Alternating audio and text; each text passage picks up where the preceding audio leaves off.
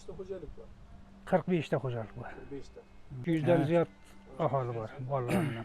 Oldi sobiq ittifoq davrida qishlog'imizda 2 ta buloq bor edi. Shu buloqdan odamlar suv ichar edi. Hozir yo'q, quridi. Hozir o'zimiz ko'rasiz, quriganini ham ko'rsatamiz. Keyin bu 4 kilometr yuqorida bizda bitta buloq bor edi.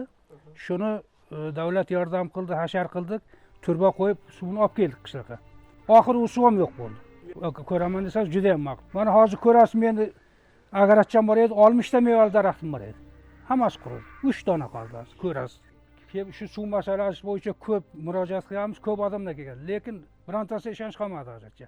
Mana endi siz hozir kelyapsiz, gaplaringizga qarab ishonsakmi, ishonmasa ikkilanib turibsiz. To'g'risi. Bu kishi ham shunday bir kelib ketadigan odam deb o'ylayapman men, shaxsan o'zim. Ishonch o'zi yo'qolgan to'g'risi. Endi sizga ishonchimiz uchun, ishonchli bo'lish uchun telefon nomeringizni tashlab ketasiz, biz sizdan so'rab turamiz.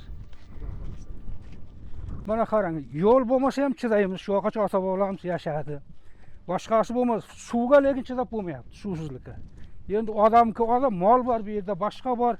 Yo'q, oldima soylarimizda suv to'lib oqib yotadi. Chorvaga nima deyapti? Chorvaga ham endi mana chekka joylarda kichkina buloqlar qoldi, shundan bu ham bir yillarga yo'q bo'ladi menimcha.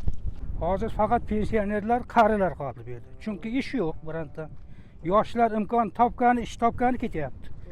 Hozir endi qishloqda agar aylanib ko'rsangiz, faqat qariyalar bor. İmkoni yo'q, qariya.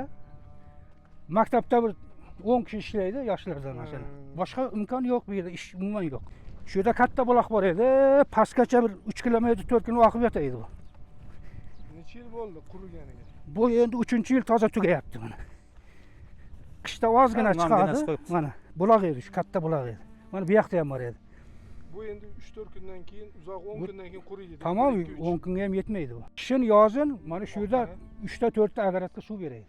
Mana ukam, mana shu yerda 60 ta mevali daraxtim bor edi.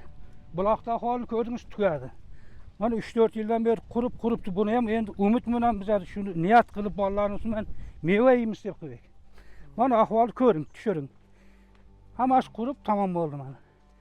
Men navbat bilan mana poya hammasi quryapti qishloqda daraxtlar. Mana shu yerda 60 tup mevali daraxt bor edi. Mana isboti ko'ring.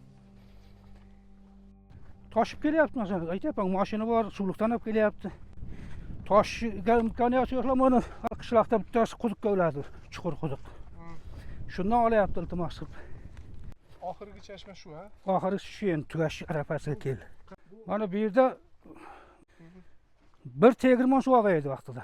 Bir tegirmon. Bermaz yo'qsa. Aylantiradigan suv katta buloq edi bu. Mana ahvoli ertaga oyining oxiriga bu ham tamom bo'ladi. Oqmay qoldi, oqmay qoldi sap. Nechta bo'ladimi? Yo'q, bundan ichib bo'lmaydi. Buni hattoki mollar ham zo'rg'acha, buni qaynatib ichsa bo'ladi. Bu holatda ichib bo'lmaydi buni. Yo'q. Sho'rmi? Sho'r, uni ichiga ham qarang qanday bo'lyapti uni ichi. Tepadagi sariq tepalik turibdi. Ana 4 kilometr chiqadi shu yerga. Ana shu 4 kilometrdan Samotok kelgan. Samotok o'zi kelib, mana shu havuzni to'ldirib, mana qishloqni polni hammasini bir ochishda ta'minlar edi.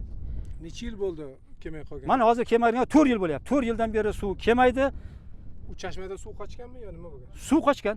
Atrofidan skvajinalar urilgan. Tabiatning bunday injiqligi maqsad Nurota tumaniga qaraydimi? Nurota tumaniga qaraydi. Qaysi qishloq? Nurota tuman Suvliq mahallasi Modos qishlog'i. Mana aka o'zingiz ham mana keldingiz, ko'rdingiz, mana butun qishloqda aylanib chiqdik. Bizda bitta bir nechta oldigara chashmalar bor edi. Mana bittasini ko'rdingiz, o'rtada pastda bittasi bor edi. Ikkalasiga ham bordingiz, ko'rdingiz. Ikkalasini ham hozir suv qurigan, u bilan hattoki u yerda mol ichib bo'lmaydi. Mana shunaqa darajaga kelib qolgan. Mana hozir undan keyin mana davlat mana qancha pul sarflanib, mana buni ham ahvolini ko'rib qo'ying, qanaqa havuz bo'lgan. Xalq ichimlik suvdan nihoyatda qiynalyapti. Biz masalan bir necha marta murojaat qilganmiz. Necha yildan men murojaat qilgan, bormagan eshigimiz, kirmagan teshigimiz qolmagan. Hammaga aytganmiz. Hammaga murojaat qilganmiz. Bir necha marta xatlar hozir bitta papka bo'lib turibdi. Lekin u xatlarning birontasining natijasi yo'q. Mana oddiygina mana shu yerda bitta tadbirkorimiz o'zi 25 metrdan suv urib, qozib chiqarib, foydalanib, qo'ni-qo'shnisiga berib turibdi. Shuning uchun biz shunga ishonib, shunga tayanib aytamiz. Shu O'zbekistonimiz, qudratli davlatimiz, biz iltimos qilamiz shu xalq uchun, xalqning dardini tinglab eshitib, mana shu yerdan shu 30 metrma, 40 metrma suvni urib, mana havuzimiz 100 metr chiqmaydi. Shunday suvni tayyorlab bersa-yu, butun mana shu qishlog'imizni suv bilan ta'minlasa.